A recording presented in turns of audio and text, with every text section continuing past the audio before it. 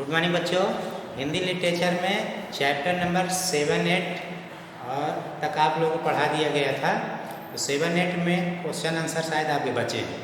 तो चैप्टर 7 में देखिए एक एक्सरसाइज के बारे में बताया था और शीट भेजी गई थी। जिन बच्चों ने नहीं किया होगा इसमें कर लें। तो इसमें चैप्टर 7 में आप देखिए गोटिया वाला है। इसमें एक्सरसाइज 2 का सही गलत का है। इसमें तो सही गलत वाले में जो दिए गए वाक्य में सही और गलत का निशान लगाइए। तो इसमें देखिए दूसरा का वाले में सही होगा और खा में गलत होगा, गा में गलत होगा, घा में गलत होगा और अंगा में सही होगा। यानी एक्सरसाइज 2 के पहला सही होगा, दूसरा गलत होगा, तीसरा सही होगा, चौथा गलत होगा और पांचवा सही होगा। अब इसके आगे जो चैप्टर नंबर 9 इसके बारे में थोड़ा बता दें। चैप्टर नंबर 9 चलना। तो इसमें एक किसान के बारे में है जो राजस्थान हम लोगों का प्रदेश है। उसमें वहाँ बारिश बहुत कम होती है, पानी की समस्या रहती है। तो वहाँ के किसानों को बहुत ही मेहनत करना पड़ता है, कभी कभी सूखा पड़ जाता है। तो बहुत से लोग इसमें मर भी जाते हैं भूख प्यास से। तो इसमें एक चढ़ना नाम के किसान की कहानी है कि वो गांव में रहता है, राजस्थान के गांव में। तो एक बार लेखिका वहां जाती है तो उसको देखती है, तो काम करते हुए मिलता है और वो हालचाल लेता है और अपना हालचाल देता है। तो लेखिका वही पूछते कि आपका ये कैसे चल रहा है। तो बता पानी बरस नहीं रहा तो कैसे।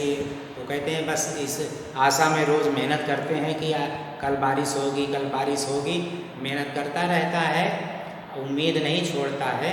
और बाकी लोग गांव के छोड़ के चले गए, लेकिन उसे अपने गांव से बहुत प्यार है, इसलिए अपने गांव से नहीं जाना चाहता।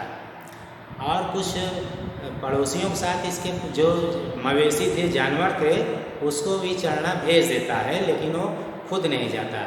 इसके बाद वो लेखिका को लेकर अपने घर आता है, कुटिया में। जब लेखिका देखती है कि उसके घर की जो कुटिया है उसकी दीवारें रंग बिरंगी चित्रकारी से भरी हुई हैं। तो मतलब खूब अच्छी अच्छी चित्रकारी से भरी हुई हैं, चटाई बिछी हुई है, मतलब बहुत ही साफ़ सुथरा मकान। तो लेखिका देख के वो आश्चर्य में पड़ जाती है कि अरे इतनी अच्छी चित्रकारी, इतनी कलात्मकता ये किसने किया। तो चरणा बताता है कि ये सब उसकी पत्नी ने किया है, जो अब राम जी को प्यारी हो गई है। राम जी की प्यारी मतलब कि उसकी मृत्यु हो चुकी है और एक उसके बच्चा भी था, उसकी भी वो बेटा था, उसकी भी मृत्यु हो चुकी है। तो उसके बाद चरणा लेखिका का स्वागत करता है। मांड जानते हो गए, जैसे चावल पकाते हैं तो उसमें ऊपर का जो निकलता है लिक्विड वाला, उसी को बोलते हैं। तो उसको और तो उसके पास कुछ होता नहीं, तो उसको जो है वो देता है लेखिका को कि आप लीजिए, खाइए, और अपना भी खाता है। और वो बताता है कि पानी लेने के लिए कई कोस दूर तक मैं पैदल जाता हूँ और वहाँ से पानी लाता हूँ। तो कुछ पौधे भी उसने लगाए हैं जिसको सींचता है, तो उसमें कभी कुछ थोड़ा बहुत हो जाता है। ठीक। तो इसमें फिर एक बार होता क्या है, लेखिका वहाँ चली जाती है और फिर किसी और शहर में कुछ काम करते हुए लेखिका वहाँ जो पत्रकार वगैरह थे तो यहाँ थी, तो अचानक देखती कि चरणा दौड़ा हुआ चला रहा है। तो लेखिका कह रहे चरणा तुम यहाँ कैसे। तो बताता है कि वो बीमार हो गया था, लेकिन उसको किसी ने हॉस्पिटल में भर्ती किया, अब वो ठीक हो गया है। तो अब यहाँ कुछ दिन वो मजदूरी करके अपनी रोजी रोटी कमाना चाहता है। और जब कुछ पैसे इकट्ठे हो जाएंगे तो उसको लेकर वो अपने गांव वापस चला जाएगा, क्योंकि जहाँ उसका जन्म हुआ है वो सोचता है कि उसकी मौत वहीं पर हो।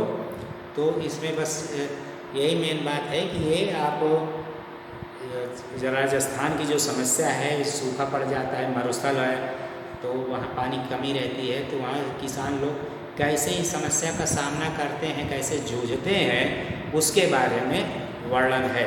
तो इसकी रीडिंग आप लोग कर लीजिएगा।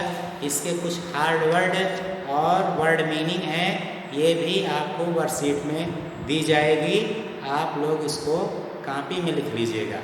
तो क्वेश्चन आंसर आपके चैप्टर नंबर 7, 8, 9 ये तीनों का क्वेश्चन आंसर आपको वर्कशीट में दिया जाएगा। आप लोग तीनों का लिखेंगे। ठीक है। और वर्ड मीनिंग हुआ, जो हार्ड वर्ड हैं इनको आप 2 बार लिखिएगा। वर्ड मीनिंग है ये 10 है, 10 हार्ड वर्ड है और 10 वर्ड मीनिंग है। तो वर्ड मीनिंग में भी आप लोग उसका सेंटेंस अपने शब्दों में भी बना सकते हैं और बुक से भी देखकर बना सकते हैं। इसके अलावा जो संस्कृत था, संस्कृत में भी हमने आपको 7 चैप्टर तक पढ़ा दिया है। चैप्टर नंबर 4, 5, 6, 7 आपके एग्ज़ाम में आएगा। तो ये सब की वर्कशीट आपको भेजी जा चुकी है और इसकी रीडिंग भी हो चुकी है। तो आपको केवल रिवीजन करना है। जितने भी एक्सरसाइज या वर्ड मीनिंग हमने कराया है आपको केवल वही पढ़ना है, उसके अलावा उसमें से कुछ नहीं आएगा। हिंदी लैंग्वेज में भी, लिटरेचर में भी जो भी एक्सरसाइज आपको कराई गई है या क्वेश्चन आंसर आपको उसी में से पढ़ना है। अब हिंदी लैंग्वेज में भी आपको चैप्टर 9 तक पढ़ाया गया है और चैप्टर 9 तक की भी एक्सरसाइज और वर्कशीट में भेजी जा चुकी है।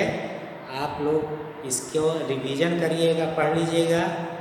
और चैप्टर 9 के बाद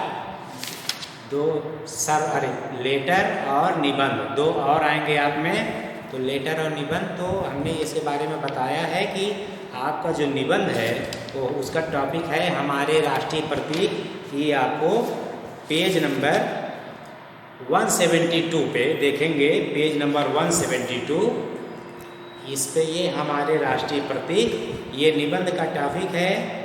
इसकी भी वर्कशीट मैं आपको भेजूंगा, आप उससे देख कर लिखिएगा और चाहे तो बुक से भी पढ़ सकते हैं। और इसके अलावा एक लेटर भी आपको आएगा एग्ज़ाम में। मित्र को पत्र, यानी परीक्षाओं की तैयारी के संबंध में मित्र को पत्र लिखना है। तो इसकी भी वर्कशीट मैं भेजूंगा, आप लोग उसको पढ़ लीजिएगा। और उसका कुछ फॉर्मेट आप देखना चाहें तो बुक में पेज नंबर 163 पर ये टॉपिक है मित्र को पत्र, परीक्षाओं की तैयारी की जानकारी के विषय में। तो ये फॉर्मेट है, लेकिन जो मैं भेजूंगा आप उसको ही लिखिएगा, इससे मिलान कर लीजिएगा, स्पेलिंग वगैरह कुछ गलत हो तो आप उसको ही लिखिएगा। ये केवल फॉर्मेट है, उसमें कुछ परिवर्तन रहेगा। अच्छा, लेकिन आपका टॉपिक यही रहेगा। आप अपने शब्दों में भी लेटर लिख सकते हैं, कोई ज़रूरी नहीं कि बुक से हो। जो निबंध और लेटर मैं दूंगा उसको जो टॉपिक तो आपको बता दिया, परीक्षाओं की तैयारी की जानकारी के विषय में, मित्र को पत्र और हमारे राष्ट्रीय प्रतीक, अपने शब्दों में भी लिख सकते हैं, गूगल से भी दे सकते हैं, दूसरी किताब से भी पढ़ सकते हैं। और पर्यायवाची विलोम शब्द ये हम आपको पहले ही पढ़ा चुके हैं, ये एग्ज़ाम में आएगा तो आप उसका रिवीजन कर लीजिएगा। ठीक है, धन्यवाद।